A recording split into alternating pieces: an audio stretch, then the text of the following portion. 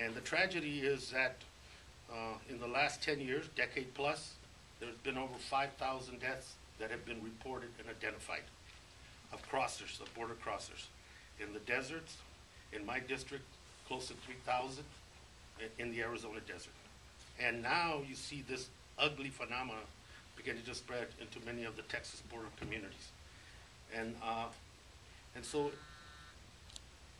there's about the Pima County Coroner's Office in the county of Pima County that is responsible on the border there in Arizona, 2,100 bodies that they've had to identify. Close to 800 are still remain to be identified and somebody to claim the remains of those individuals. A tragedy. If it was happening anywhere else in the world, it'd be a humanitarian crisis. And we're asking, as you talk, and as you talk about immigration reform, and you talk about all these strategies on the border, that we look at this humanitarian crisis and apply some of those resources that are being earmarked for issues like increased drones or towers or 20,000 extra border patrol agents, infrastructure for the economy, and humanitarian support for local governments of search and rescue, for independent nonprofit groups to be able to work with people, to assist local governments in terms of identification.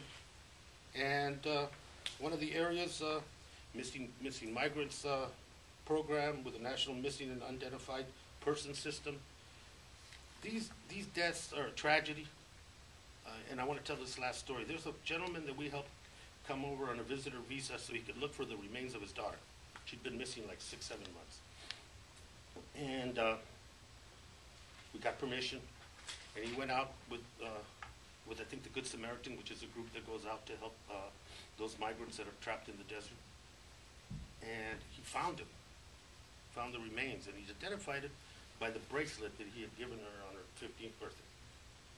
And those stories are repeated over and over again. And I think a humanitarian response that the Border Caucus feels that what we are proposing is comprehensive for the borderlands.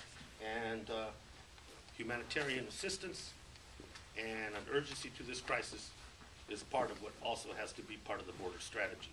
I want to thank my colleagues from the Border Caucus. They've been very, very involved in this issue, and now with what we're doing in the caucus and they're doing, elevating the discussion of the border to a higher level than it's been in the past. Usually it's, what do we do to close the border?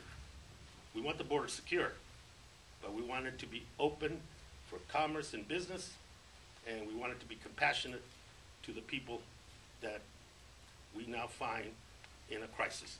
Essentially, I think I appreciate the speaker, Mr. Cantor, and others who repudiated what Steve King said. It was important. But the point is that this is a pathological habit and a performance on the part of Steve King. He's done it before. He's made commentaries as offensive, if not more offensive in other instances. And it's been an attitude about seeing immigration, immigrants, and just maybe to some extent the Latino community as some sort of threat. And he applies his agenda that way. I think the leadership of the Republican Party should seriously consider removing him from judiciary. That is a committee from which some sort of movement on immigration reform is going to emanate. We should put somebody in there from their party that wants to get something done, as opposed to somebody that's in there to effectively sabotage any effort to get immigration reform done.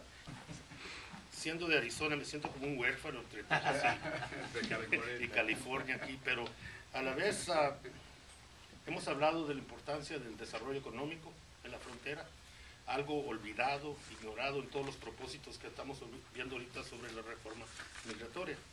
La necesidad de invertir recursos, no solamente para la seguridad de la frontera, pero para la seguridad económica de la frontera. En esas comunidades los niveles de pobreza, la falta de atención, la falta de salud, el bienestar en general, tienen muchas necesidades. Y por eso para mí, cualquier propósito que discutimos en el futuro, tiene que haber un compromiso de parte de todos, que sea bipartidista fuera lo mejor, para asegurar que va a haber recursos en la frontera para el desarrollo económico y el empleo de gente en esa región y el bienestar en general de ellos.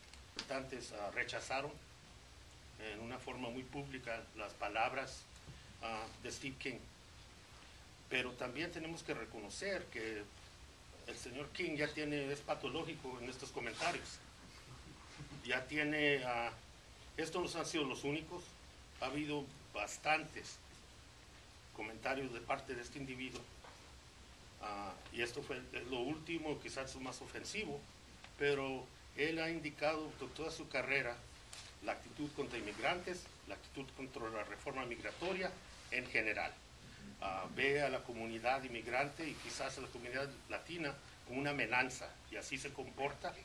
Y yo pienso que estar en esa comité tan importante, que va a mover la reforma migratoria en alguna forma, y tener esa actitud, esa cuestión negativa, entonces a mí es que el liderazgo del Partido Republicano en la Cámara de Representantes debía removerlo de ahí, dejar otra persona que quiere cumplir con algo que tome esa posición.